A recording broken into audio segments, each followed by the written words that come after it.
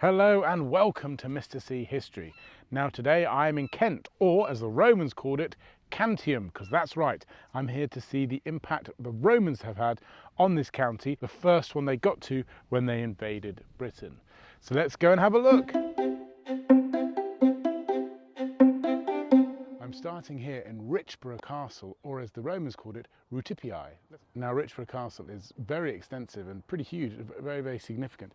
It was originally on the sea. Just that tree line over there was the sea line because it was a port. As you can imagine, the Romans would arrive by boat and the sea actually would have been all around this area. Indeed, this would have been on a little bit of an island, and it is at one end of what is known as the Yomp Channel, the other end at Reculver Castle, which we'll look at, and maybe I'll talk a bit more about the channel there. But Richborough was very important. It was strategically important, defensively important, and it was the main trading post.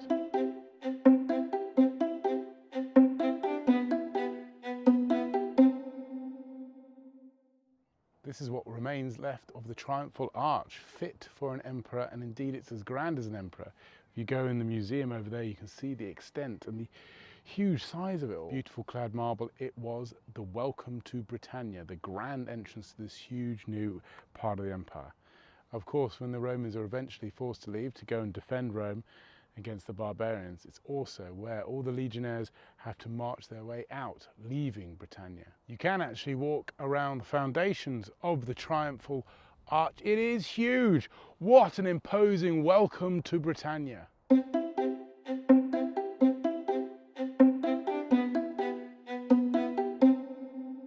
Gap in the wall there would have been another entrance or exit of the fort, but actually why I've come here, this is the start of Watling Street, one of the great Roman roads of Britain. It would start here in Reculver on the Kent coast and go all the way up that way through London and way up into Chester, about 500-600 miles away.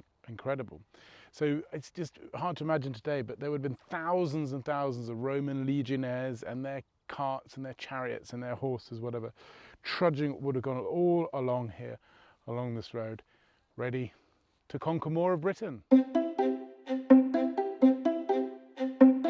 This is one of my favourite places here at Richborough. This is the bathhouse, obviously it being Roman, being a bathhouse, but also this was a hotel. You know, weary travellers having travelled down from Rome to all the way up to Kent, taking a long, long time, they need a place to stay and a bath. And you can see some of the rooms that might still have been. Lovely bathhouse, come and enjoy yourself. One thing that helps to explain the size of Richborough is its significance as a trading post. It would have been a huge bustling port, people coming in and out on their boats.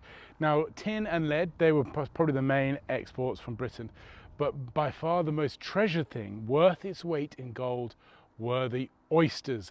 The oysters here were the best in the Roman Empire, and people would come from far and wide to have them and try and export them. Also, to such an extent, but around the coast there would have been lots of Saxon pirates, which helps to explain why this is such a big defensive fort as well.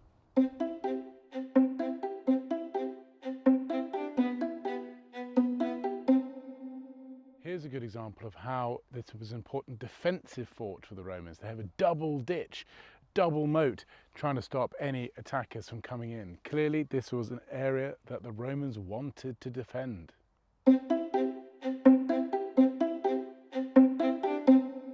Richborough also had an amphitheatre, one of the largest in Britain, and huge crowds. Sadly, none of it exists still today. So Richborough, a place for fun as well as trade. Now, Reculver was founded in AD 43 after the Emperor Claudius ordered an invasion of Britain to destroy the Cativaloni local tribe here and to establish a trading post. He sent 40,000 Roman soldiers to take Britannia. Rome had been trading with Britain for quite a bit, but he wanted to control that area for himself. One thing to say about Claudius, yes, he launched the invasion of Britain to protect his trading assets and to defend the British Isles, but he was also doing it to shore up his position politically. He wasn't a favourite candidate to be emperor, and he had quite a few enemies and detractors. What better way to distract everybody than to launch an invasion war?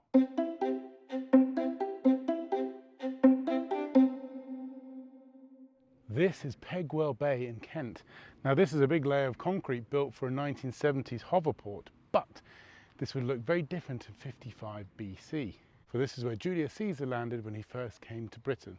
He set up a little fort here, went around the bay a bit, and then went home. But he returned 1 year later with an army to launch an invasion of Britain. He wasn't totally successful in taking over Britain, but he did negotiate treaties with various different local people, which essentially made them client kings of Rome. So the story of Roman Britain starts here at Pegwell Bay when Julius Caesar invades.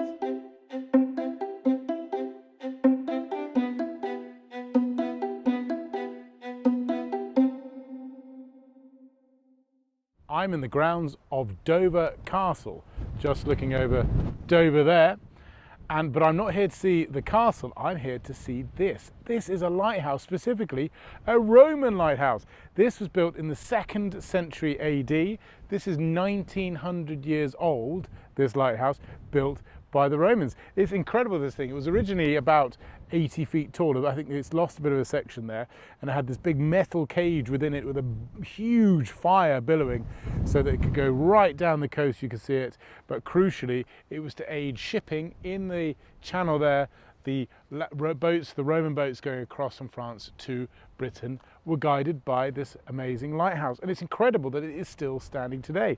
Indeed, you can actually still go in it. You've got this beautiful old arch in the front of it. And then as you go in, it's very dark and you can see the smoke and the mildew of many, many years as you look up.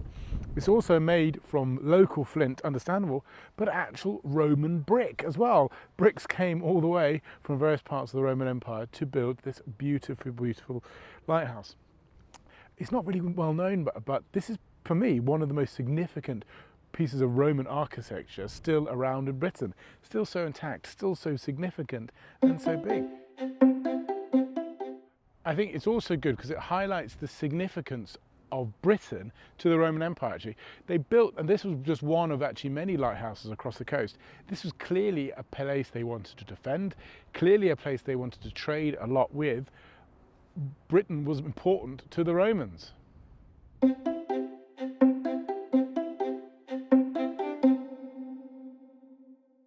These are the remains of the 8th century church at Reculver, or to the Romans this was Regulium. This was the top end of what was known as the Wantsum Channel. Now the Wantsum Channel was a natural inlet of the sea that went from Richborough Castle, which we've been to, up to this point on the north coast of Kent, Richborough on the south, essentially making the Isle of Thanet an actual real island, hence the name. This was useful to the Romans because it meant that their ships could go through this channel, and if they put a fort either end, they were safe from Saxon pirates and anyone else trying to invade and take their shipping. So once again, it's a defensive approach. Also, this part of the north coast, they were able to command their naval troops here, the Romans, and they were able to collect taxes from here. So some of the first Roman taxes came through this fort here. Reculver is an extraordinary place to see the defensive line of the Romans and just the extent this huge empire had and the power they had over the British people. It's also a wonderful place to end my Roman Kent tour. I've thoroughly enjoyed it. There are other places. There's sort of Roman villas I think I need to go and have a look at, and painted houses, etc. So there's definitely more to Roman Kent to see, but I've barely scratched the surface and it's been really exciting. Well, anyway, I hope you've enjoyed that. As always, let me know what you think. Please don't forget to subscribe. I'll see you on the next one.